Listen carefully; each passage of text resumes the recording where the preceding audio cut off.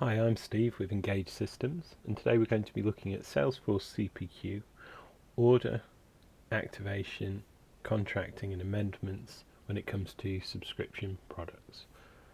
To demonstrate this, I'm going to start with a new opportunity, create a new quote. We're going to turn that into an order and then follow it through the system. As I know I'm going to turn this into an order, I'm marking it as the primary quote. I'm setting up a subscription term for 2 years, 24 months, with a start date of today.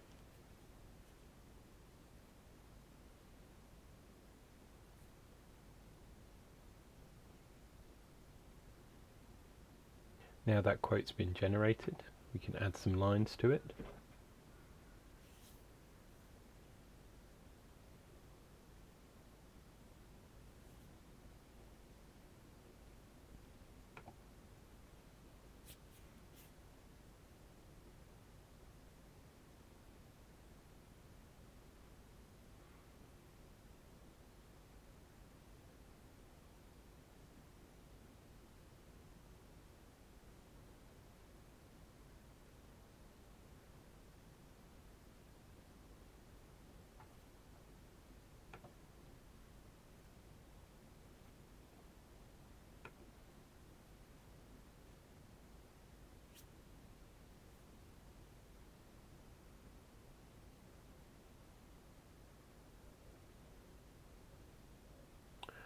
So the parts I'm going to add an hardware part initially,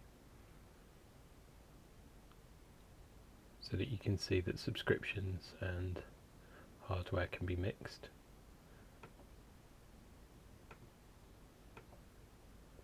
And then a couple of different types of subscriptions, just to show you different behaviours you can set up in the system.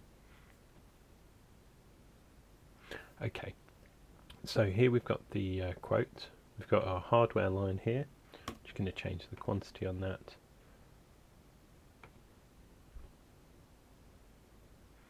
And we've got this subscription term of 24 months, as I put it on in when we were originally generating the quote, with a start date of today.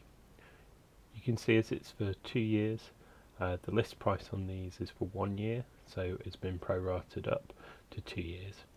We've got 3 different subscription products here. We've got one called Example Start Product, and I'm going to use that to show you a type of product can be set so that when you renew the subscription, the product changes.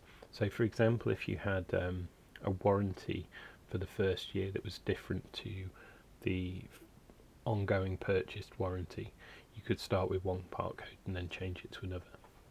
We've got a one-off subscription line here where you can't renew the subscription to it. It can only be bought initially. Maybe that would be something that you would only sell with corresponding hardware. And then we've got an ongoing subscription line, which is of the type that you can add and renew as you see fit.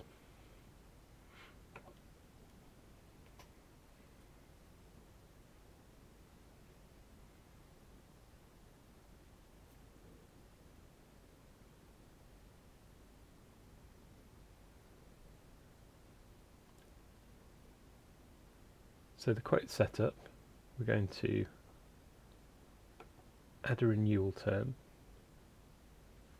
So this would be assuming that renewals are made in a 12-month increment. So after the first 2 years of the subscription, any renewals would be for 1 year. And we're going to convert this to an order now.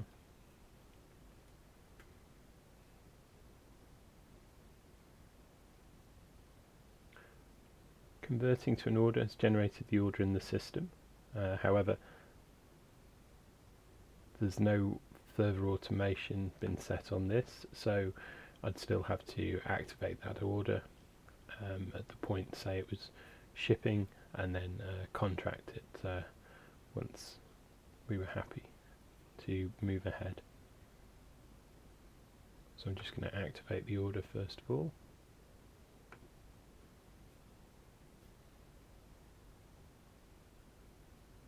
It's now an active order in the system, and you could have approvals or other automation set around that. And then we're going to put it onto contracted.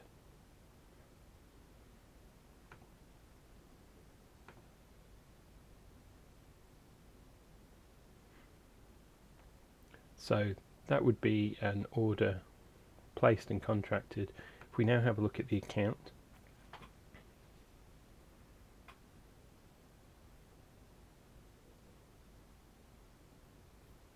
we can see that assets and subscriptions have been generated. So the asset is for the hardware line that was on the quote. So they're separated off now as hardware. And then we've got the free subscription lines that you can see. And you can see the pro rata rate multiplier here, which is just showing these were 12-month items, but we're doing a 2-year contract, so they're pro-rated up to cover the 2 years.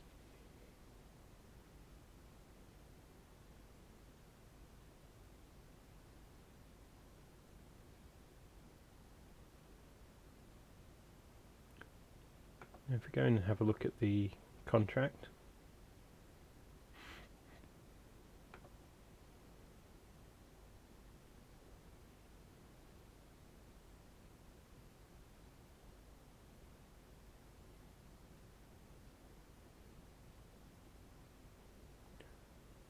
you can now activate the contract.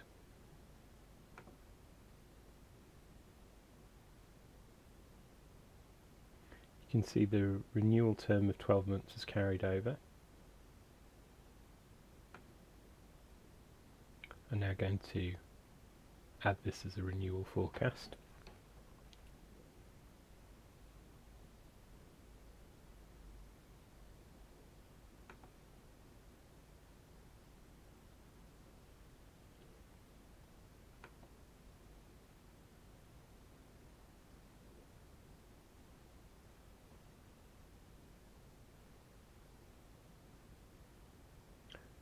What that will do is automatically create a renewal opportunity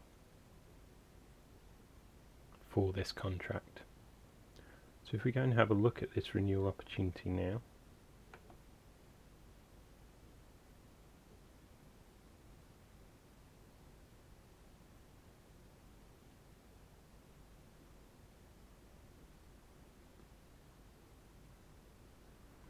you can see the 2 products that have carried through to the renewal opportunity is subscription different product. Now that's where I was describing we had the start product and it's changed to a different product.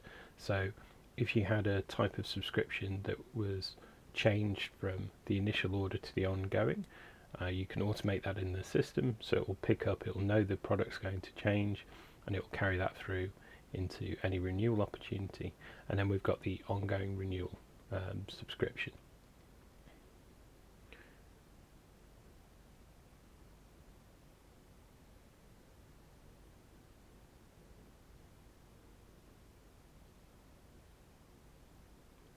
Now if we go back to the account and the original contract, and let's suppose the customer wanted to make a change.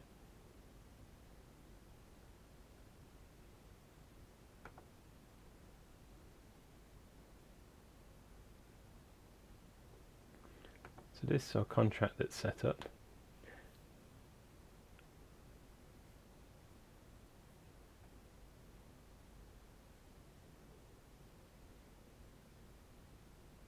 And we're assuming the customer calls in, wants to make a change to this.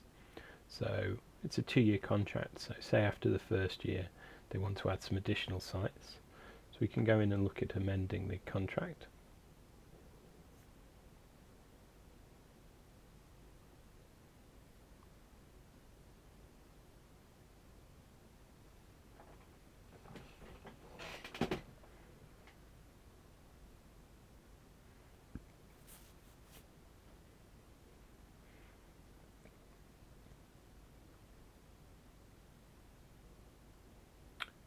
So if we look at the amendment as changing from 1 ongoing subscription to 3 after the first year, we'll just go a year ahead. calculate. So we can see we've got 3 subscription terms for 1 year, and then we've got the total price.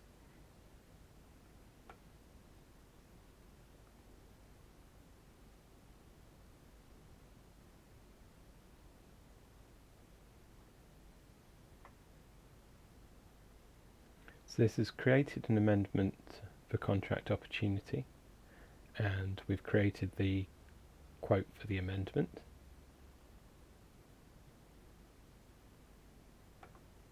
So if we assume we've got a very quick customer, happy with those changes, and they're now going to order the amendment.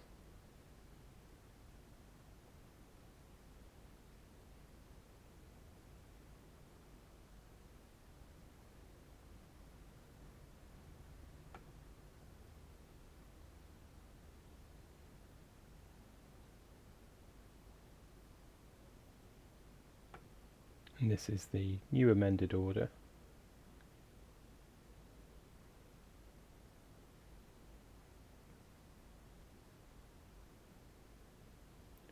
So we're going to activate it.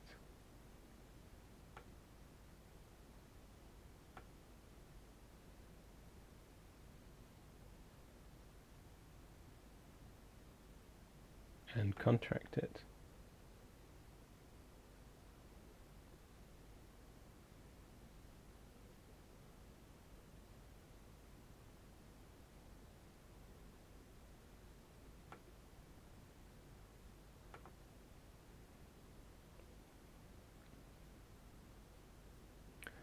So what we've done there is we've created a amendment opportunity and quote for the customer to increase the number of subscriptions they're buying halfway through the term of their contract.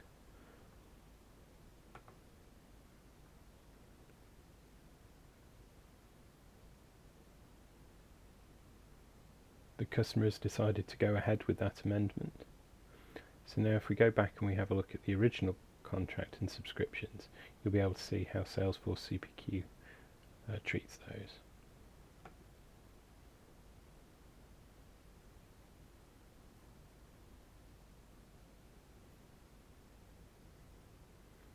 So when we look at the subscriptions, we've got our first 3 orders, which were one-off quantities, start date, end date. When the customer placed that amendment order, Salesforce CPQ understood what the change was, and you can see here we've got the 2 additional sites coming online, the date they're coming online, and the date that subscription's ending. What Salesforce CPQ does is create effectively a ledger of your subscriptions, so every time there's a change made you can see when that change is coming into effect.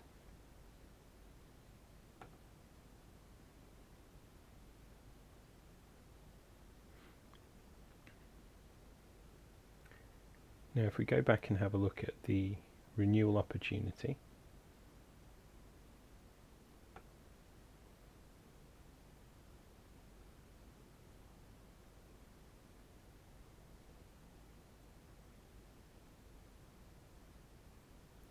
we can see here the quantity of the ongoing subscription has changed, and it's changed from the 1 that was originally on this renewal opportunity to 3, because the customer has changed what they've got on contract. Naturally, the renewal opportunity at the end of that contract has also changed, and Salesforce CPQ has automatically updated that.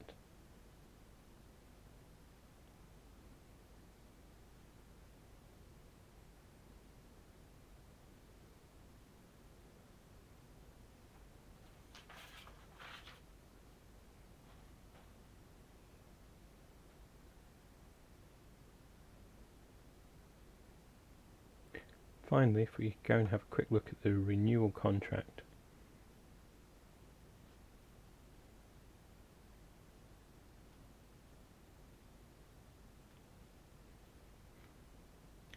from a sales point of view, with no automation in place, no additional automation, if we change the renewal quoted from a blank to a tick,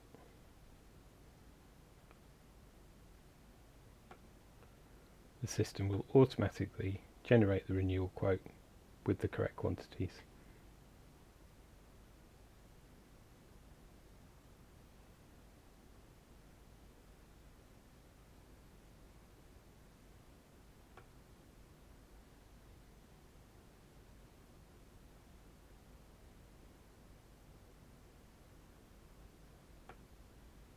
And here we have that new quote for the renewal opportunity.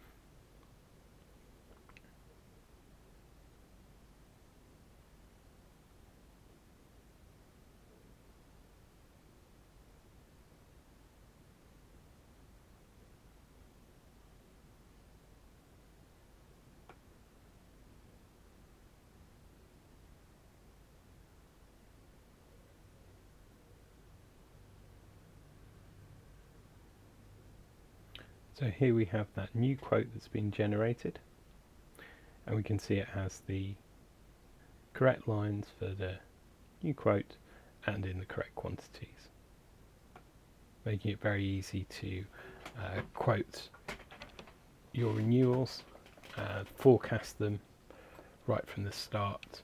As soon as the initial contract goes on, you can be forecasting those. You can automate things like the state. You could have a specific stage for contract renewals, and you could, for example, change your forecast probability to match what you know your renewal rate is, to give you really accurate forecasts going forward. In terms of pricing, we've kept things really simple here, just having a standard book price for the subscription for each year we're quoting it. It is possible to have the pricing stay the same as the original quote, so if a salesperson had offered discount, if you allow that, to have it revert to list price regardless of what was quoted originally, or you can have your renewals quote automatically with an uplift. I know every time I seem to look at car insurance, that seems to be the way they work. Every year they put the price up until you sort of go somewhere else and get a better price, but depending on the industry and business, that's certainly something you can build in. And you can have a specific price book that you use for your renewals. That's very good for allowing you as a business to make changes to your subscription pricing once you've got a bunch of customers on at their own rates. If you want to make a across-the-board price change for everyone from the start of, say, the next year, you can use a specific price book for all your renewals and then have those adjusted prices in the price book, and that will feed through onto any renewal opportunities that are created or new quotes that are created for that period.